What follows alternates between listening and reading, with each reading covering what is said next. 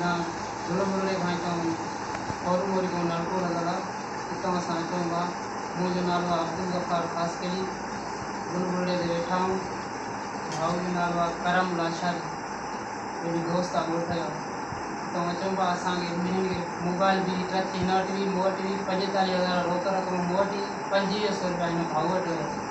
टे ॼणा आया हचारनि सां जेके माना अचण सां अचे कुझु घटि वधि ॻाल्हाइण बि ऐं विड़िया बि उहे पैसा खणी विया विया। पोइ असां मोबाइल ग़रीब ऐं मज़दूरी कंदा आहियूं। पोइ मोबाइल मूंखे वठणी हुई वरी कंहिं सभिनी खे मां चयमि त मां मोबाइल वठंदुमि। वरी ॿ रुपया करे मां मोबाइल वठणु आयमि। उहा मोबाइल मां पंहिंजी लथमि हुते आयमि त उहा मोबाइल मूंखे ॼण का पैसनि ते पोइ मां चयो हीअ मोबाइल त मुंहिंजी आहे। उहो ग़रीब माण्हू हुयो उन चयो त भाउ मोबाइल किराणे मूंखे ॾिनी आहे खपाइण जे लाइ। उन उहो माण्हू ॾिनो उन ॾींहुं मां वयमि उहे बासनी न पिया त पोइ असांजी न आहे पकड़। पोइ आख़िरकार उन चयो त भाउ असां वटि त दुकान था दुकान वारे ॾे वियासीं। दुकान वारे चयो त भाउ मुंहिंजी ख़रीद न आहे थियलु जे मुंहिंजी थियलु हुजे आहे त मां तव्हांखे ॾियां मुंहिंजी ख़रीद न आहे थियलु।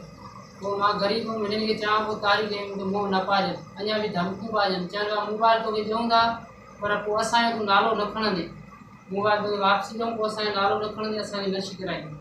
मां चयो भाउ मोबाइल जे करे जेको मां ग़रीब सां हेतिरो कर थियो आहे इहो मूंखे केरु ॾींदो। पोइ आख़िरकार मां हुनखे ॻोल्हे अचे मां हथु कराए पधराए मां उनजो नालो आहे इस्माइल मंगियाणी गुलाणी पीउ जो नालो अथसि हाजी शाहबाज़ गुलाणी। उनखे मां पधराए निकत में उनखे हथ कढिया। उन खां निकिरण खां पोइ बावजूदि उहो मूंखे धमकियूं कढे त मां तोखे हाणे ॾिसी रहंदुमि। पोइ मूंखे त पधरायो आहे पर मां हाणे तोखे ॾिसी रहंदुमि। ग़रीब ऐं ढिलियूं था काॾे वञूं इन जे लाइ तव्हां वटि असां आया आहियूं।